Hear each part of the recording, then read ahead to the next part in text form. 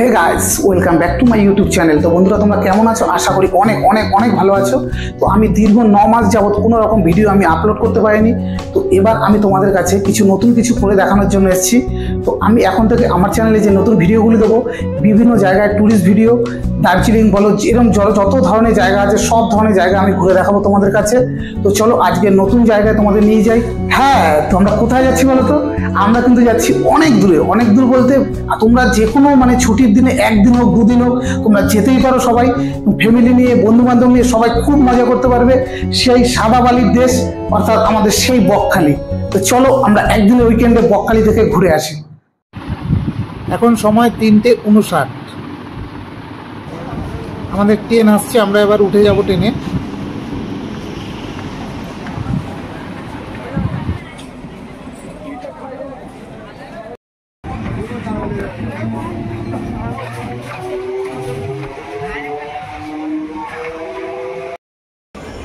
প্রথম ট্রেনকে বিদায় জানিয়ে আমরা সোনারপুর প্ল্যাটফর্মে এসে দ্বিতীয় ট্রেনের জন্য অপেক্ষায় ছিলাম। তো ট্রেন ঢুকে গেছে, এবার আমরা ট্রেনে উঠে পড়ব।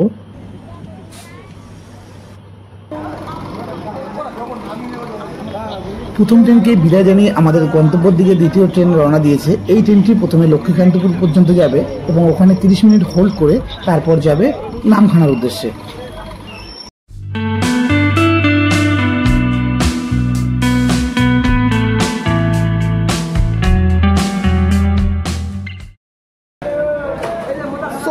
আমরা কিন্তু এখন বারাইপুরে আছি। তো শিয়ালদা থেকে 24 কিলোমিটার পথ অতিক্রম করলাম এবং সোনারপুর থেকে যেহেতু আমরা সোনারপুর থেকে 8 কিলোমিটার। তো চলো, এখনও প্রায় আমাদের 1 ঘন্টার মতন সময় লাগবে।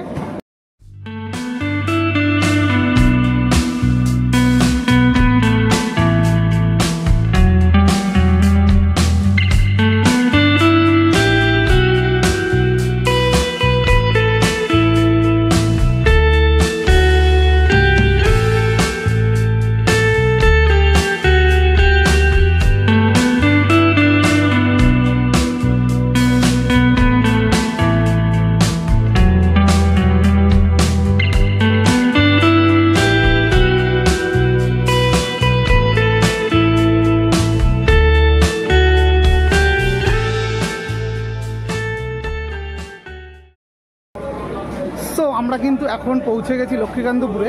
তো তোমাদের কিছু ইনফরমেশন দিয়ে রাখি যে শিয়ালদা থেকে কিন্তু লক্ষ্মীকান্তপুরের ডিস্টেন্স 61 কিলোমিটার এবং আমরা যেহেতু সোনারপুর থেকে উঠেছি, সোনারপুর থেকে ডিস্টেন্স অ্যাপ্রক্স 45 কিলোমিটার। এবং আরেকটা ইনফরমেশন দিয়ে রাখি, যারা ক্যানিং থেকে আসবে সোনারপুর হয়ে, তো ক্যানিং থেকে যারা আসবে তারা কিন্তু যে ক্যানিংয়ের যে ফার্স্ট ট্রেন শিয়ালদার, সেই ট্রেনটা আসলে কিন্তু সোনারপুরে একটু দৌড়ে তোমাদেরকে এই ট্রেনটা ধরতে হবে, নাহলে কিন্তু এই ট্রেনটা মিস করবে।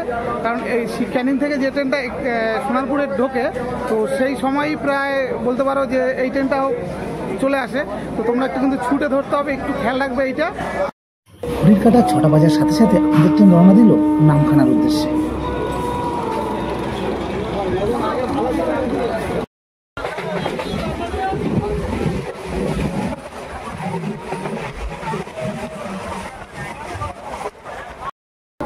তো ফাইনালি কিন্তু আমরা পৌঁছে গেছি নামখানা। তো শিয়ালদা থেকে মোটামুটি 107 কিলোমিটার ডিস্টেন্স অতিক্রম করে আমরা এখন পৌঁছে গেছি নামখানায়। আর আমরা উঠেছিলাম সোনারপুর থেকে। তো সোনারপুর থেকে এখানে কিন্তু ডিস্টেন্স মোটামুটি 91 কিলোমিটারের মতন।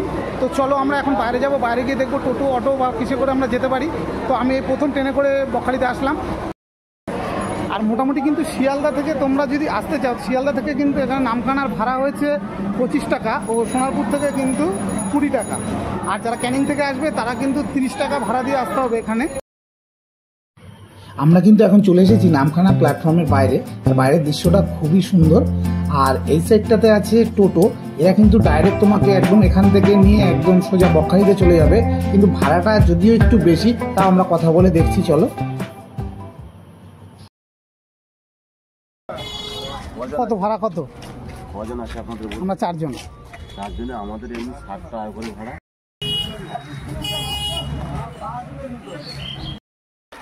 সো তোমরা কিন্তু ওখান থেকে স্টেশনের কাছ থেকে টোটো ধরলেও ধরতে পারো, ওখানে ভাড়া একটু বেশি। কিন্তু না ধরে তোমরা এই রাস্তা থেকে সোজা হেঁটে গেলে সামনে মেন রোড পাবে এবং সেখানে কিন্তু খুবই কম টাকায় গাড়ি ভাড়া পেয়ে যাবে। সো আমরা এখানে মেন রাস্তায় এসে কিন্তু একটা টোটো বুক করেছি 200 টাকা দিয়ে। দাদার সাথে কথা বলে তোমরাও চাইলেও করতে পারো, এখানে কথা বলে নেবে, বার্গেনিং করে নেবে। সবাই কিন্তু 250-300 টাকা মোটামুটি চাইবে। তোমরা কিন্তু চাইলে এই মেন রাস্তা থেকে অটো নিতে পারো। অটো শেয়ার অটোতে 40 টাকা করে পার হেড ভাড়া নেবে বকখালি সি বিচ পর্যন্ত। এবং সামনে গিয়ে আর একটু সামনে গেলে ডানাতে তোমরা বাস পেয়ে যাবে। বাসের সংখ্যাটা একটু কম, অনেক লেটে লেটে বাসটা ছাড়ে, তো ওই কারণে বাসে না যাওয়াই ভালো। তোমরা যদি তাড়াতাড়ি যেতে চাও তাহলে অটোতে করে যেতে পারো, আর যদি মনে করো যে একটু রিল্যাক্সে যাবে তো টোটোতে যেতে পারো। তো আমরা যে ব্রিজটার উপর এখন উঠেছি এটি হচ্ছে হাতানিয়া দোয়ানিয়া নদীর উপরে এই সেতুটি হয়েছে 2019 সালে উদ্বোধন হয়েছে। তো এর আগে কিন্তু এখানে ফেরি সেবা ছিল এবং গাড়িগুলো সেলের মাধ্যমে পারাপার হতো।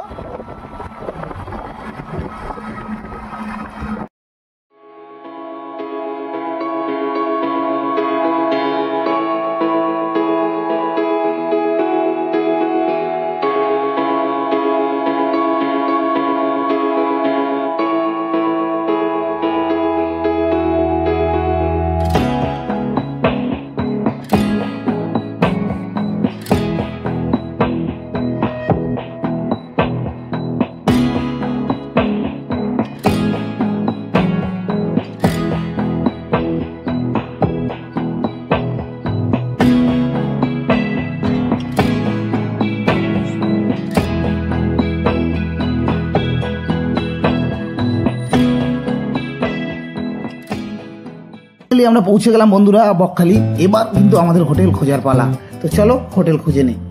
এর পাশে আমরা এই যে হোটেলগুলো আছে দেখাচ্ছি, পাশাপাশি সব হোটেল আছে, টোটালটাই আমরা ভিজিট করে দেখবো কোনটা কি প্রাইসে আছে। তো চলো আমরা হোটেলগুলো ভিজিট করি। কিন্তু অনেকগুলো হোটেলই খুঁজছি, কিন্তু মোটামুটি সবকটাই ফুল আছে, তো আমরা রুম পাচ্ছি না।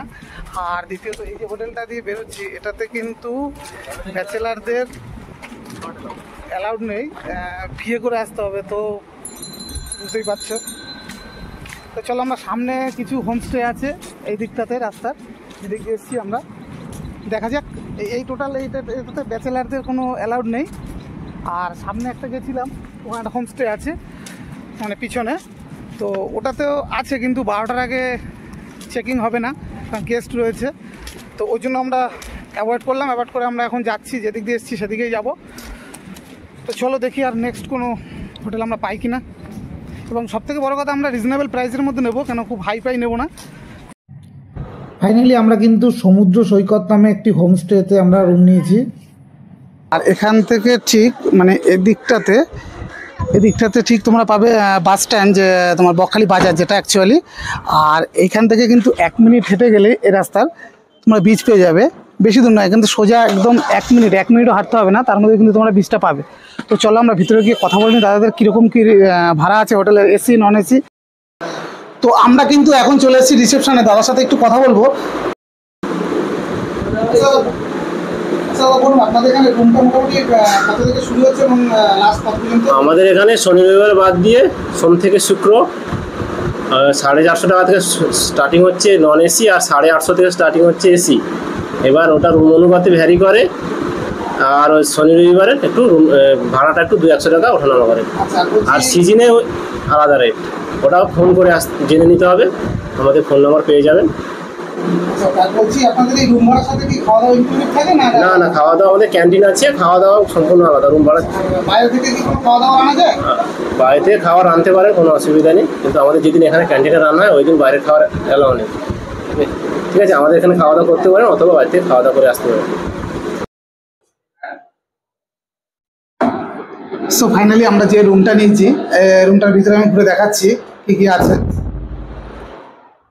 সুন্দর একটা হোয়াইট শেপে বেড দেখতে পাচ্ছ, বেড কভার এবং বালিশ সবই হোয়াইট কালারের, এবং সাথে একটা তাওয়াল দিয়েছে এবং একটা সোপ দিয়েছে, এবং এদিকে আছে একটা ব্ল্যাঙ্কেট, একটা সাইড টেবিল, ও এদিকে টিভি রয়েছে, এবং পুরো ওয়ালটা দেখছো টাইলসের কাজ করানো।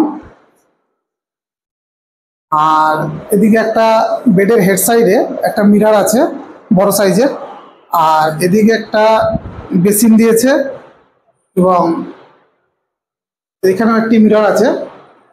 আর সব থেকে যেটা দেখার বিষয় কোনো জায়গায় আসলে হোটেলে, যে বাথরুমটা কীরকম। তো মোটামুটি এখানে ওয়েস্টার্ন টাইপ বাথরুম আছে, কোনো অসুবিধা হবে না আশা করি, এবং যথেষ্ট পরিষ্কার পরিচ্ছন্ন আছে। আর এই হোটেলটা সব থেকে একটি ভালো জিনিস দেখো, এখান থেকে কিন্তু সমুদ্রটাকে দেখা যায়। আমাদের আমি কাজটা খুলে দিই, জুম করে দেখিয়ে দিচ্ছি।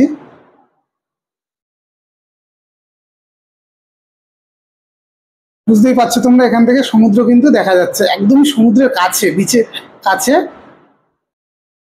আর এই রুমটার কিন্তু ভাড়া পড়েছে আমাদের 1500 টাকা। তো যেহেতু আমরা 4 জন আছি, 4 জন থাকবো, সেই জন্য 1500 টাকা একদিনের ভাড়া পড়েছে। তো তোমরাও চাইলে আসতে পারো এই সমুদ্র সৈকত হোমস্টেতে, এবং এখানে খাওয়া দাওয়ার ব্যবস্থা সবই, নিচে ক্যান্টিন আছে, তোমরা যেভাবে চাইবে সেভাবেই তারা দেবে। কিন্তু ওটা কিন্তু রুম ভাড়ার মধ্যে নয়, ওটা আলাদা যা বিল হবে তোমাদেরকে পেমেন্ট করতে হবে। সো বন্ধুরা, আমরা কিন্তু এখন আছি পুরো একদম বিচে, দেখতে পাচ্ছ পুরো সাদা বালি, একদম দেখো কি অমায়িক পরিবেশ। আর সব থেকে বড় কথা, আমাদের যে মানে হোমস্টেটা আছে না, সেটা একদমই কাছে, এখান থেকে একটুখানি মানে বলতে পারো তোমরা 1 মিনিট বলেছিলাম, কিন্তু 1 মিনিটও লাগে না, একদমই কাছে। তোমরা চাইলে এই হোমস্টেটা নিতেই পারো, কারণ একদম বিচ কাছে, এবং মেন বিচটা যেটা অ্যাকচুয়ালি যে বকখালির যে মেন বিচটা, এখান থেকে ওই যে দূরে দেখতে পাচ্ছ ওইখানটাতে, খুব বেশি হলে এখান থেকে 3 মিনিট লাগবে হেঁটে যেতে। কিন্তু এই জায়গাটাতে খুবই সুন্দর, এখানেও লোক আছে। বকখালির যে বড় সমস্যা কিন্তু একটা আছে, যেটা যে গরমের সময় যদি তোমরা বকখালিতে আসো, তো বকখালির কিন্তু জল কিন্তু এখন যতটা কাছে আছে ততটা কাছে কিন্তু থাকবে না কখনোর জন্যই। তো বকখালির জল থাকবে এখান থেকে প্রায় 2 কিলোমিটার দূরে। কিন্তু আজকে আমাদের জলটা, যেহেতু বর্ষাকাল এখন, আজকে রথের দিন 7 তারিখ, তো সেহেতু জলটা কিন্তু খুবই কাছে আছে। সামনে একটু জল আছে, অল্প জল, এখানে হাঁটু সমান জল আছে, এটা আমরা পেরিয়ে যাব সামনে। সামনে আবার কিছুটা বালি আছে, বালির পরে আবার মানে পুরো মেন সমুদ্রটা আছে। তো চলো আমরা যাই, গিয়ে আমরা ওখানে গিয়ে যে এনজয়টা করবো, তোমরা সাথে থাকো।